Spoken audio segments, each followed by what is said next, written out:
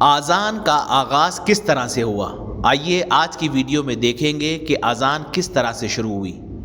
جب مسلمان ہجرت کر کے مدینہ منورہ آئے تو ایک مسئلہ سامنے آیا۔ نماز کے وقت سب لوگ اپنے حساب سے اندازہ لگاتے اور پھر اکٹھا ہو جاتے، مگر اس طرح پہلے آنے والوں کو لمبی دیر تک انتظار کرنا پڑتا اور دیر سے آنے والوں کی وجہ سے نماز بھی ڈیلے یعنی تاخیر سے ہوتی، مگر کوئی ایسی نشانی، کوئی ایسی آواز نہ تھی جو سب کو اکٹھا کر سکے۔ صحابہ نے مشورہ کیا کہ لوگوں کو بلانے کے لیے کوئی نشانی ہو۔ کسی نے کہا نصارہ کی طرح گھنٹی بجائی جائے، مگر یہ ان کا طریقہ تھا۔ کسی نے کہا یہود کی طرح بغلے بجائے جائیں، مگر یہ بھی پسند نہ کیا گیا۔ آگ جلانے کی بات ہوئی تو اسے مجوسوں کا طریقہ کہہ کر ریجیکٹ کر دیا گیا۔ جھنڈا اونچا کرنے کی تجویز بھی پسند نہ آئی۔ پھر عمر بن خطاب رضی اللہ عنہ نے مشورہ دیا، ایک آدمی کو مقرر کر دو جو بلند آواز میں کہے الصلاۃ جامعہ۔ رسول اللہ صلی اللہ علیہ وسلم نے فرمایا، بلال اٹھو اور نماز کے لیے آواز دو۔ یہ تھی اذان کی پہلی صورت۔ عبداللہ بن زید رضی اللہ عنہ کا خواب۔ پھر اصلی مرحلہ آیا۔ عبداللہ بن زید رضی اللہ عنہ نے خواب دیکھا۔ انہوں نے ایک شخص کو دیکھا جس کے ہاتھ میں گھنٹی تھی۔ جب پوچھا، اس شخص نے کہا، کیا میں تمہیں اس سے بہتر چیز نہ بتاؤں؟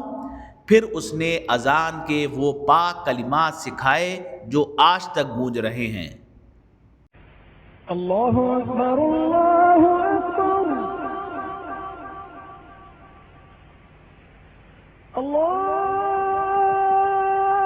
اکبر، اللہ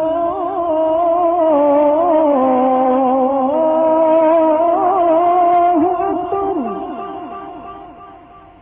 مدینہ میں گونج اٹھی اذان کی آواز۔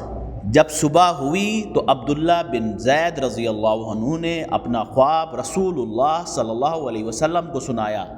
آپ صلی اللہ علیہ وسلم نے فرمایا، انشاءاللہ یہ خواب سچا ہے، تم بلال کو یہ کلمات سکھاؤ کیونکہ ان کی آواز بلند ہے۔ اور پھر بلال رضی اللہ عنہ نے وہ الفاظ بلند آواز سے پکارے جو آج تک دنیا کے کونے کونے میں گونج رہے ہیں۔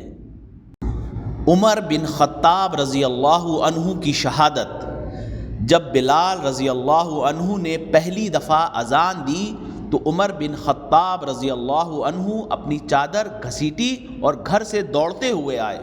کہنے لگے، اس ذات کی قسم جس نے آپ کو حق کے ساتھ بھیجا، وہی کچھ میں نے بھی خواب میں دیکھا۔ نبی صلی اللہ علیہ وسلم نے فرمایا، الحمدللہ۔ کیا آپ کو معلوم ہے مکہ کے مؤذن کون بنے؟ بلال رضی اللہ عنہ کو مؤذن بنایا گیا کیونکہ وہ بلند اور خوبصورت آواز والے تھے۔ جب رسول اللہ صلی اللہ علیہ وسلم مکہ مکرمہ میں آئے تو مکہ کے لڑکوں نے اذان کی نقل اتاری تو آپ صلی اللہ علیہ وسلم نے فرمایا، میں نے ان میں سے ایک خوش آواز لڑکا سنا ہے، انہیں بلاؤ۔ پھر آپ نے سب سے ایک ایک کر کے اذان سنی اور آخر میں ابو محذورہ رضی اللہ عنہ کو خود اذان سکھائی اور انہیں مؤذن مقرر فرمایا۔ اس طرح اذان اسلام میں پروجیکٹ ہوئی، نہ گھنٹی، نہ بغلے، نہ آگ، بلکہ اللہ کے حکم سے ایک روحانی صدا جو روزانہ 5 مرتبہ ہمیں اللہ کے گھر کی طرف بلاتی ہے، اور یہ صدا قیامت تک گونجتی رہے گی انشاءاللہ۔ اللہ اکبر، اللہ